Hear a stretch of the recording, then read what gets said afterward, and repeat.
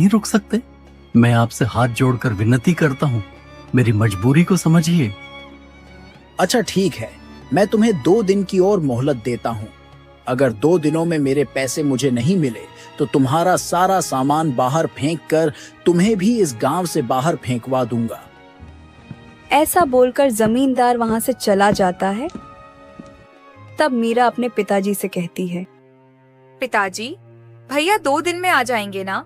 अगर इस बार भैया नहीं आए तो जमींदार तो हमें गांव से निकलवा देगा।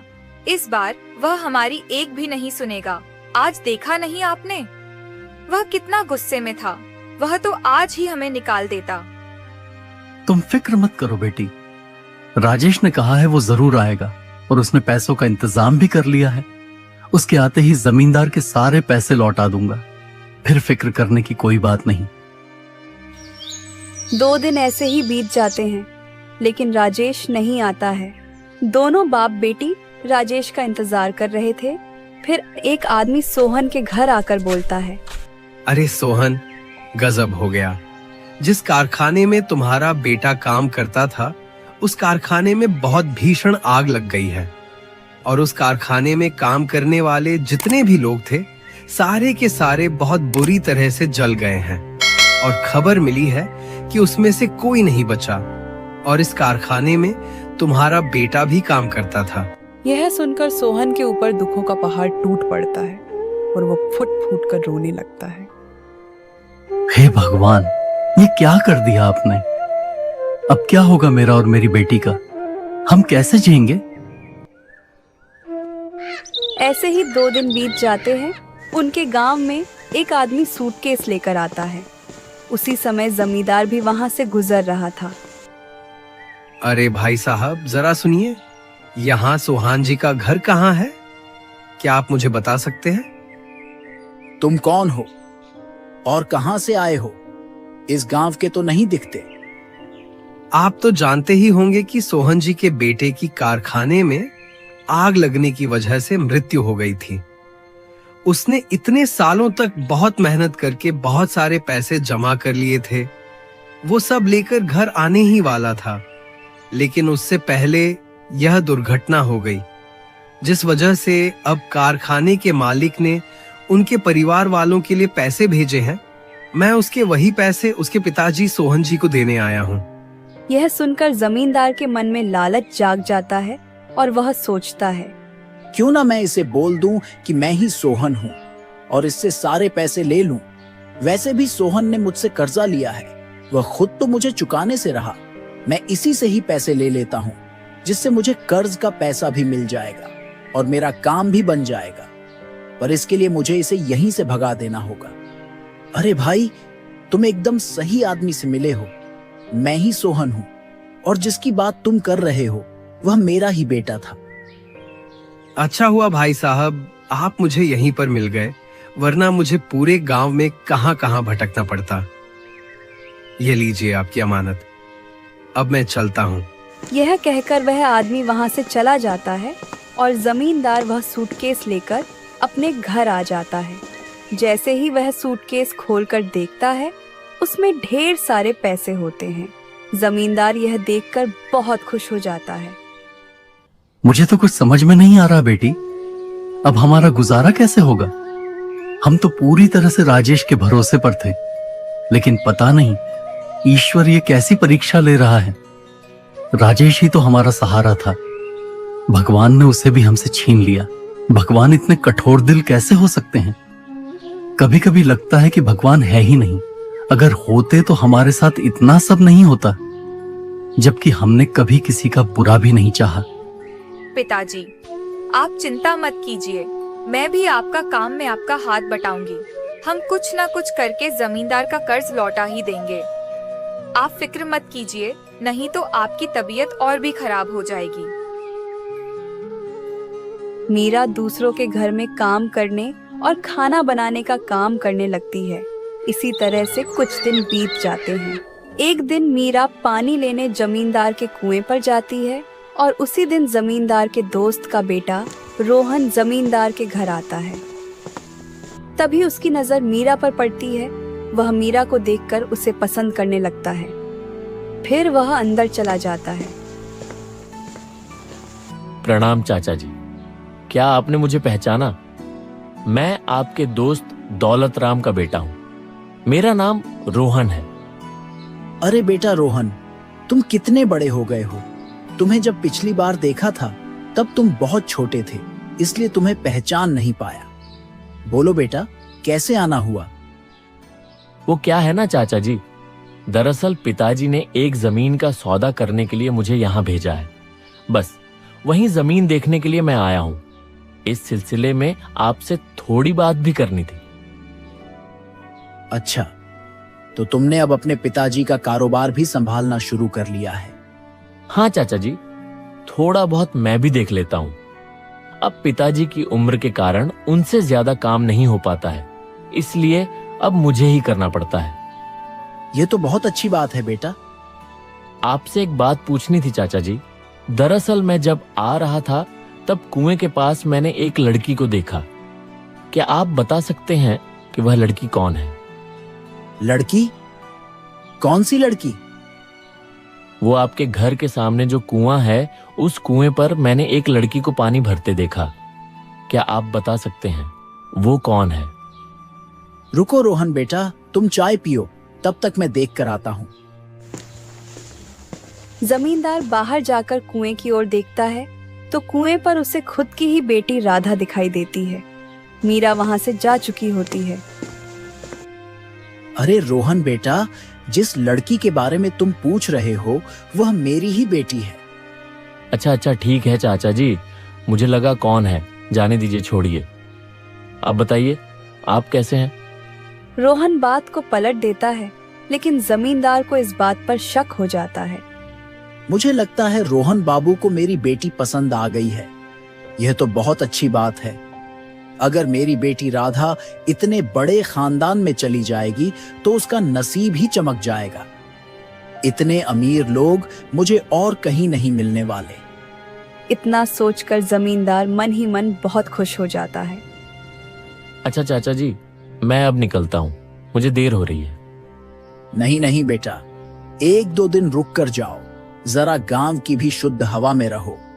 शहर तो रोज ही रहते हो, हमें भी थोड़ा मौका दो तुम्हारी खातिरदारी करने का। नहीं चाचा जी, इस बार नहीं। अगली बार आऊंगा तो जरूर रुकूंगा। इतना कहकर रोहन वहां से चला जाता है और घर जाकर डरते हुए अपने पिताजी से कहता है, पिताजी, मैंने गांव में एक लड़की देखी है। मुझे वो लड़की बहुत पसंद आई और मैं उसी से शादी करना चाहता हूँ। अरे बेटा, तुम किस लड़की की बात कर रहे हो? पिताजी, वो आपके गांव के दोस्त हैं ना, जिनके यहाँ आपने मुझे आज भेजा था, उन्हीं की लड़की से मुझे शादी करनी है। अरे वाह, यह तो अच्छी बात है बेटा। वह तो मेरा बहुत अच्छा दोस्त है, वह बिल्कुल भी मना नहीं करेगा। मैं कल ही उसके पास जाकर शादी की बात करता हूँ। वो भी यह सुनकर बहुत खुश होगा। दूसरे दिन रोहन के पिता और रोहन जमींदार के यहाँ आते हैं। अरे मेरे दोस्त दौलत राम, बहुत दिनों बाद आज मिल रहा है। तू तो बहुत बड़ा आदमी हो गया है यार। याद है हम दोनों ने साथ में ही कारोबार शुरू किया था। आज तू कहां से कहां पहुंच गया। आज तो तूने मुझे बहुत खुश कर दिया, जो अपने पूरे परिवार के साथ मेरे घर आ गया। मैं तुझे देखकर बहुत खुश हूँ। अरे यार, रोहन की वजह से हमें अभी आना ही पड़ा। दरअसल रोहन को तुम्हारी बेटी बहुत पसंद आ गई है और वह उससे शादी करना चाहता है। उसी की बात करने के लिए हम यहाँ आए हैं। हाँ दौलत राम, यह तो बहुत अच्छी बात है। तुमने आज मेरा दिल ही खुश कर दिया। हमारी दोस्ती आज रिश्तेदारी में बदलने जा रही है। इससे ज्यादा खुशी की बात और मेरे लिए क्या हो सकती है। चलो अभी अपनी बेटी को बुलाओ। हमें उसे देखे बरसों हो गए हैं। जब हमने उसे देखा था तब तो वह 5 वर्ष की ही थी। तभी जमींदार अपनी बेटी को आवाज लगता है और बोलता है, अरे बेटा राधा, जरा यहाँ तो आना। जैसे ही राधा अंदर आती है, रोहन उसे देखकर दंग रह जाता है और बोलता है, अरे चाचा जी, जिसे मैंने उस दिन देखा था, यह वह लड़की नहीं है। वह लड़की कोई और थी। ये आप क्या बोल रहे हो रोहन बाबू? आपने उस दिन जिसे देखा था ये वही लड़की है। ठीक से देखिए, शायद आप भूल गए हो। ये वही लड़की है जो उस दिन कुएं के पास खड़ी थी। नहीं नहीं चाचा जी, मुझे अच्छी तरह से याद है, यह वो लड़की नहीं है। इतना सुनकर जमींदार सोच में पड़ जाता है। कहीं रोहन बाबू ने उस फटीचर सोहन की लड़की मीरा को तो नहीं देख लिया? उस दिन वहीं थोड़ी देर पहले वहां पानी भरने आई थी और शायद रोहन बाबू उसी की बात कर रहे हैं। नहीं नहीं, मैं ऐसा बिल्कुल नहीं होने दूंगा। मुझे कुछ भी करके सोहन और उसकी बेटी को इस गांव से भगाना ही होगा, इससे पहले कि रोहन बाबू उसे गांव में जाकर ढूंढ लें। ठीक है रोहन बेटा, अगर ऐसी बात है तो मैं खुद उस लड़की को आपके लिए ढूंढ कर लाऊंगा। आप चिंता मत कीजिए। रोहन, यह तुम कैसी बातें कर रहे हो? हम तो तुम्हारे कहने पर ही यहाँ आए थे। तुमने ही कहा था कि तुम्हें इनकी बेटी पसंद है, और सच कहूं तो मुझे भी राधा बहुत पसंद आई है। अब तुम किस लड़की की बात कर रहे हो, यह समझ में नहीं आ रहा। हमें तो यही लड़की ठीक लगी है, और मेरी तो यही ख्वाहिश है कि तुम्हारा रिश्ता मेरे दोस्त के घर में ही हो। राधा में कौन सी कमी है? बहुत समझदार, संस्कारी और अच्छी लड़की है बेटा। पर पिताजी, मुझे तो उसी लड़की से शादी करनी है जिसे मैंने उस दिन कुएं के पास देखा था। चलो दोस्त, फिर अब हम चलते हैं। तुम्हें हमने तकलीफ दी, उसके लिए हमें माफ कर देना। नहीं दौलत राम, इसमें तकलीफ कैसी? शायद मुझे ही सुनने या समझने में गलती हो गई होगी, पर मैं कोशिश करूंगा कि उस लड़की को जल्द से जल्द ढूंढ लूं। फिर दौलतराम और रोहन अपने घर चले जाते हैं और घर पहुंचकर दौलतराम रोहन से बोलता है। अरे रोहन, तुमने इतनी बड़ी गलती कैसे कर दी? पता नहीं मेरे दोस्त को कितना बुरा लगा होगा। पर पिताजी, मैंने जिस लड़की को देखा था वह आपके दोस्त की बेटी नहीं थी, वह कोई और थी। और पिताजी, मैं ऐसे ही किसी भी लड़की से शादी नहीं कर सकता। मैं उस लड़की से ही शादी करना चाहता हूं जिसे मैंने उस दिन देखा था। पर रोहन, बात यह नहीं है। बात तो यह हो रही है कि मेरे दोस्त का तुमने अपमान किया है, और तुम कहां किसी लड़की की बात कर रहे हो? तुम्हें इससे अच्छी लड़की और कहीं नहीं मिलेगी। तुम्हें इसी से शादी करनी होगी। नहीं पिताजी, मैं राधा से शादी नहीं करूंगा। पर तुम जिस लड़की की बात कर रहे हो उसका कोई अता पता भी नहीं है। कहां ढूंढोगे तुम उसे? पिताजी, मैं कुछ भी करके उसे ढूंढ लूंगा, बस मुझे थोड़ा सा समय दे दीजिए। ठीक है, अगर तुम्हारी यही मर्जी है तो मैं तुम्हें 1 हफ्ते का समय देता हूँ। अगर 1 हफ्ते में तुमने उस लड़की को ढूंढ लिया तो ठीक है, वरना तुम्हें राधा से ही शादी करनी होगी। हाँ पिताजी, आप जैसा ठीक समझे। रोहन को पूरे गांव में वही फटीचर सोहन की बेटी ही मिली। मैं ये शादी कभी नहीं होने दूंगा। कहां मेरी बेटी और कहां वो भिखारी की लड़की मीरा? उन्होंने मेरी बेटी को ठुकरा दिया। मैं उन्हें मजबूर कर दूंगा उसी से शादी करने को। रोहन के वापस आने से पहले मैं सोहन को गांव से बाहर फेंकवा दूंगा। अरे हाँ, उसके बेटे के जो पैसे शहर से आए थे वह तो मेरे पास हैं। अब मैं उससे कर्ज के पैसे वापस मांगूंगा। ना चुका पाए तो उसका घर भी हड़प लूंगा और उसे भगा दूंगा। फिर देखता हूं कौन बनती है बहू। मेरी बेटी ही बनेगी। जमींदार सोहन के घर जाता है और बोलता है। सोहन, तुम मेरे अच्छा होने का फायदा उठा रहे हो। मैं इतने दिनों से चुप इसलिए बैठा हूं क्योंकि तुम्हारा बेटा अभी अभी गुजरा है, और उसके गुजरने की वजह से मैं खुद से तुम्हारे यहाँ नहीं आया, पर मैं तुम्हारी राह देख रहा था। पर तुम तो मेरी अच्छाई का फायदा उठा रहे हो। अब मैं कुछ नहीं सुनने वाला। अब तो मेरा सारा पैसा लौटा दो, और वैसे भी मैंने तुम्हें बहुत ज्यादा मोहलत दे दी है। जमींदार जी, मैं इतने सारे पैसे अभी कहां से लौटा पाऊंगा? आपको तो पता है अब मेरा बेटा भी नहीं। मैं कुछ नहीं जानता, मुझे बस मेरे पैसे चाहिए। अगर पैसे नहीं है तुम्हारे पास तो अभी के अभी मुझे यह घर खाली करके दे दो। मैं इसे बेचकर मेरा कर्ज वसूल कर लूंगा। बस अब बहुत हो चुका। नहीं जमींदार जी, ऐसा मत कीजिए, ऐसे तो मैं रोड पर आ जाऊंगा। मैं इतने दिनों से तुम पर तरस खाकर तुम्हें कुछ नहीं कह रहा हूं। इसका मतलब यह नहीं है कि तुम मेरे सिर पर बैठ जाओ। अब मैं कुछ नहीं सुनना चाहता। बस तुम ये घर खाली कर दो और यहां से चले जाओ, नहीं तो मैं मेरे लोगों को कहकर तुम्हें घर से धक्के मारकर बाहर निकलवा दूंगा। चलिए पिताजी, अब हम खुद को झूठी तसल्ली नहीं दे सकते। हम यूं लकड़ियां बेचकर और दूसरों के घरों में काम करके जमींदार के पैसे नहीं लौट पाएंगे। हमें यह घर छोड़कर जाना ही होगा। इतना कहकर मीरा अपने पिताजी को लेकर घर से बाहर चली जाती है और दूर जंगल में जाकर एक छोटी सी झोपड़ी बनाकर उसमें रहने लगती है। और इसी के चलते मीरा के पिता की तबीयत खराब हो जाती है और इसी वजह से अपने पिताजी का लकड़ी बेचने का काम मीरा संभाल लेती है और किसी तरह से घर चलाने लगती। मैं तो कितना खुशकिस्मत हूं जो मुझे तेरे जैसी बेटी मिली, और मेरी वजह से तुझे कितनी मुश्किलों का सामना करना पड़ रहा है। पिताजी, आप ऐसा मत बोलिए। आपकी सेवा करने के लिए मुझे कोई मुश्किलों का सामना नहीं करना पड़ रहा है। आपकी सेवा करना मेरा धर्म है। आपकी सेवा करने में कैसी मुश्किल? पिताजी, मैंने खाना बनाकर रख दिया है, आप खाना खा लेना। मैं लकड़ी तोड़ने जा रही हूँ, जल्दी लौट आऊंगी। इतना कहकर मीरा जंगल में लकड़ी काटने चली जाती है। देखते ही देखते सुबह से शाम हो जाती है, पर मीरा जंगल से नहीं लौटी। इसी वजह से सोहन बहुत परेशान हो जाता है। मीरा को अभी तक आ जाना चाहिए था, पर वह अभी तक नहीं आई। कहीं वह किसी मुसीबत में तो नहीं फंस गई? मुझे अपनी बच्ची को जाकर ढूंढना चाहिए। मैं घर पर ऐसे हाथ पर हाथ रखकर नहीं बैठ सकता। इतना कहकर सोहन मीरा को ढूंढने के लिए जंगल की ओर निकल पड़ता है, लेकिन रास्ते में सोहन की तबीयत बहुत खराब हो जाती है और वह चक्कर खाकर नीचे गिर जाता है और यहाँ मीरा घर पहुँच जाती है।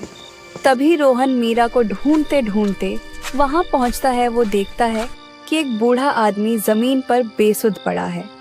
वह सोहन के पास जाता है और बोलता है, बाबा, आप ठीक तो हो ना? इतना कहकर वह सोहन को उठाता है और किसी तरह उठाकर एक पेड़ के नीचे बिठा देता है और बोलता है, अरे बाबा, आप इस जंगल में क्या कर रहे हैं? आपकी तबीयत भी बहुत खराब लग रही है। अरे बेटा, क्या बताऊं, मैं अपनी बेटी मीरा को ढूंढने के लिए जंगल में आया था। वह लकड़ियां तोड़ने गई थी, पर अब तक घर नहीं लौटी। पता नहीं कैसे मुझे चक्कर आ गया। कोई बात नहीं बाबा, बस आप मुझे आपके घर का पता बताइए, मैं आपको आपके घर छोड़ देता हूँ। तभी रोहन सोहन को लेकर उनके घर जाता है और जैसे ही रोहन की नजर मीरा पर पड़ती है, वह हैरान हो जाता है और बहुत खुश भी हो जाता है। पिताजी, आप ठीक तो हो ना? बेटा, मैं तो ठीक हूं। तुम्हें ढूंढने बाहर गया था, पता नहीं कैसे मुझे चक्कर आ गए थे और मैं बीच राह पर गिर गया था। तभी इन्होंने मेरी मदद की और मुझे घर तक लेकर आए। अगर ये वहां नहीं होते तो पता नहीं मेरा क्या होता। आपका बहुत बहुत शुक्रिया। आपने मेरे पिताजी की मदद की। मैं हमेशा आपकी शुक्रगुजार रहूंगी। बाबा, आप गांव के बाहर ऐसे जंगल में इस छोटी सी झोपड़ी में क्यों रह रहे हैं? तब सोहन अपनी सारी आपबीती बताता है और जमींदार की सारी करतूत भी और अपने बेटे के बारे में भी बताता है कि कैसे उसने उसको एक कारखाने की आग में खो दिया। यह सुनकर रोहन बोलता है, बाबा, वह कारखाना हमारा ही था। मैं ही उस कारखाने का मालिक हूँ। दरअसल तकनीकी खराबी की वजह से वह आग लगी थी। उसमें काफी लोग मारे भी गए थे, लेकिन मैंने मुआवजे के तौर पर सभी परिवारों को 2 लाख रुपए भिजवाए थे। पर बेटा, यहाँ तो कोई भी नहीं आया, हमें कोई पैसा भी नहीं मिला। अगर मिल जाते तो तुम ही सोचो, हम यहाँ जंगल में ही क्यों होते? यह सुनकर रोहन को धक्का सा लग जाता है। रोहन बोलता है, बाबा, आप बिल्कुल फिक्र मत कीजिए। मुझे 2 दिन का वक्त दीजिए। मैं इस बात का पता लगाकर आपको आपके पैसे दिलवा कर रहूंगा। दूसरे दिन रोहन अपने आदमी को लेकर सोहन के घर आता है और पूछता है, पर वह आदमी साफ इनकार कर देता है और बोलता है, नहीं साहब, मैंने वह पैसे इनको नहीं दिए। मैंने वह पैसे सोहन नाम के एक आदमी को दिए हैं। उसने ही कहा था कि उसका नाम सोहन है और वह राजेश का पिता है, और मैंने वह सूटकेस उनको दे दिया था और मैं फिर वहां से चला आया। मुझे नहीं पता था कि वह मुझसे झूठ बोल रहा है। मुझे माफ कर दीजिए, मुझसे बहुत बड़ी गलती हो गई। क्या तुम मुझे बता सकते हो कि वह आदमी कौन है जिसको तुमने पैसे दिए हैं? हाँ साहब, मैं अगर उसे देख लूं तो मैं उसको पहचान जाऊंगा। मैं तुम्हें 2 घंटे का वक्त देता हूं। मुझे जल्द से जल्द वो इंसान चाहिए है। पूरे गांव में पता करो जिसको तुमने वह पैसे दिए हो। थोड़ी देर बाद वह आदमी आता है और बोलता है, मालिक, मैंने पता कर लिया। उस आदमी का नाम सोहन नहीं धनीराम सेठ है और वह इस गांव का जमींदार है। उसी ने मुझसे झूठ कहा था कि वह सोहन है। इतना बड़ा धोखा! मैं सोच भी नहीं सकता कि जमींदार इतना गिर सकता है। उसने मेरे बेटे के सारे पैसे खुद रख लिए और ऊपर से हमें घर से भी निकाल दिया। बाबा, आप फिक्र मत करिए, मैं सब ठीक कर दूंगा। रोहन मन ही मन सोचता है, अच्छा तो ये बात है। अब मुझे पूरी बात समझ में आ गई। अपनी बेटी की शादी मुझसे करवाने के लिए उन्होंने जानबूझकर मीरा और उसके पिताजी को गांव से बाहर निकाल दिया ताकि मैं उसे कभी ढूंढ ना सकूं और मेरी शादी उसकी लड़की राधा से हो जाए। अच्छा, तो अब मैं देखता हूं इसे कैसे सबक सिखाना है। फिर रोहन अपने आदमी को लेकर जमींदार के घर जाता है। जैसे ही जमींदार उस आदमी को देखता है, वह हक्का बक्का रह जाता है। तभी वह आदमी बोलता है, हाँ साहब, यही है जिसने मुझे कहा था कि वह सोहन है। मैंने इसी को पैसे दिए थे। यह सुन जमींदार के पसीने छूट जाते हैं। वह रोहन के सामने बहुत शर्मिंदा हो जाता है। चाचा जी, यह सब आपने किया है? मुझे तो यकीन नहीं होता। आपने एक गरीब आदमी के हक का पैसा उससे छीन लिया। आपको पता है राजेश के पिताजी को कितनी तकलीफ झेलनी पड़ रही है। और इतना ही नहीं, आपने उनसे पैसे लेकर भी उन्हें इस गांव से बाहर निकाल दिया। आपने तो इससे सारे पैसे ले लिए थे। फिर आपने ऐसा क्यों किया? जवाब दीजिए। रोहन बेटा, मुझे माफ कर दो। मुझसे गलती हो गई। मैं पैसों के लालच में आ गया था और अपनी बेटी के मोह में अंधा हो गया था, इसलिए मैंने ऐसा किया। जब तुमने लड़की के बारे में बताया, तभी मैं पहचान गया था कि वह लड़की कोई और नहीं, मीरा ही थी। इसलिए मैंने यह चाल चली और मीरा और उसके पिताजी को इस गांव से निकलवा दिया ताकि तुम्हें वह लड़की नहीं मिले और मजबूरन तुम्हें मेरी बेटी से शादी करनी पड़े। मुझे माफ कर दो बेटा, मैं बहक गया था। तभी दौलत राम भी वहां पर आ जाता है। उसे भी यह सारी घटना पता चल जाती है और वह भी जमींदार को बहुत खरी खोटी सुनाते हैं। और फिर रोहन और उसके पिताजी मीरा के घर जाते हैं और सारे पैसे उसके पिताजी को देते हैं और उसके पिताजी से मीरा का हाथ भी मांगते हैं। रोहन को उसका प्यार मिल जाता है और वो खुशी खुशी रहने लगते हैं। तो दोस्तों, कैसी लगी आपको ये कहानी? कमेंट बॉक्स में जरूर बताना और हाँ, चैनल को भी सब्सक्राइब कर लेना। धन्यवाद।